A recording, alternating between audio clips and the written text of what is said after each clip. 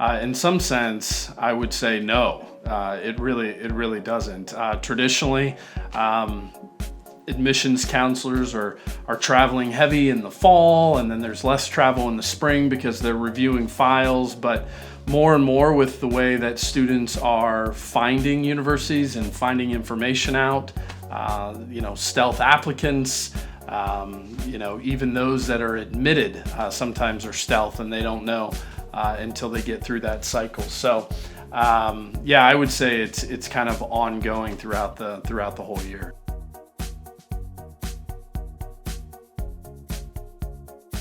So summer melt has been around for quite a while, especially in the field of admissions, and it's simply those students that have made some sort of commitment to a particular campus, but then decide not to come. Part of it has increased just in the selectivity. So overall, the pool of eligible undergraduate students has diminished in a lot of areas in the United States, but the competition has increased. So you've got less students, you've got more institutions competing for less students.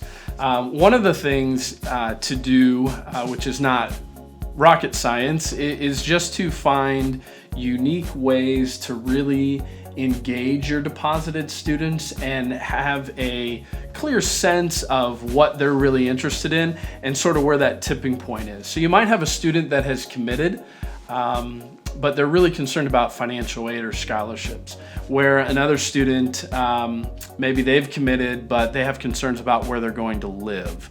And so being able to recognize what that tipping point is for each individual student and keep them engaged throughout the process.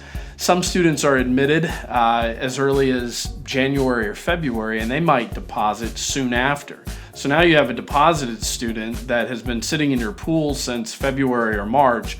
You've got quite a few months until class starts in August or September to keep them engaged and wanting to know more about your institution and finding ways to help them start to begin to build that community. So the other thing you want to do is just connect those deposited students with other deposited students as much as you can. And so there's a number of things that institutions do to build that community virtually before everybody comes to campus. But I know that the orientation program is also a big difference maker for a lot of schools.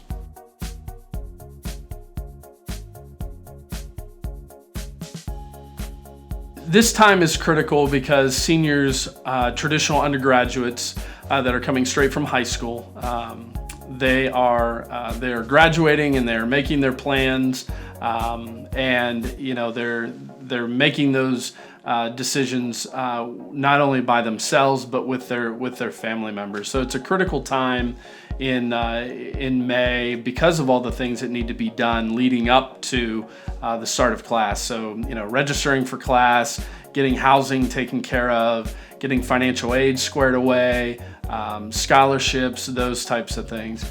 When you talk about transfer students, it's an important time for them as well because they're finishing up their last semester at the institution they're currently attending. And so they're finding out where their grades are, what credits they're going to be able to transfer, and how quickly they're going to be able to continue it at their next institution. So it's critical for both this time. And so especially April through August are really, really busy months.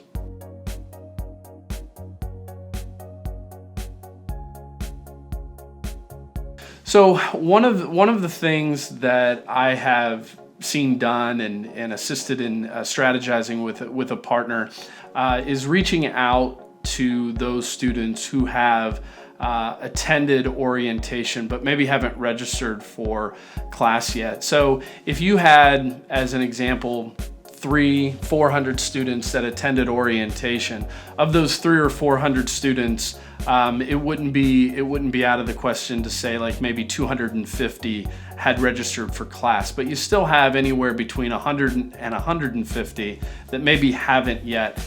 And oftentimes orientations, the formal programming will end early to mid-July.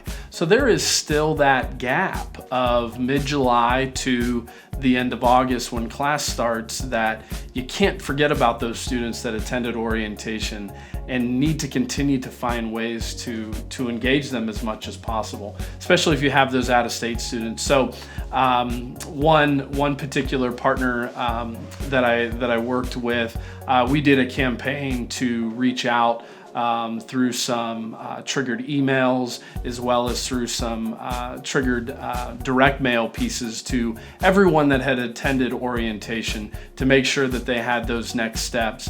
And then those that didn't register yet were getting a individual phone call or a text from an admissions counselor.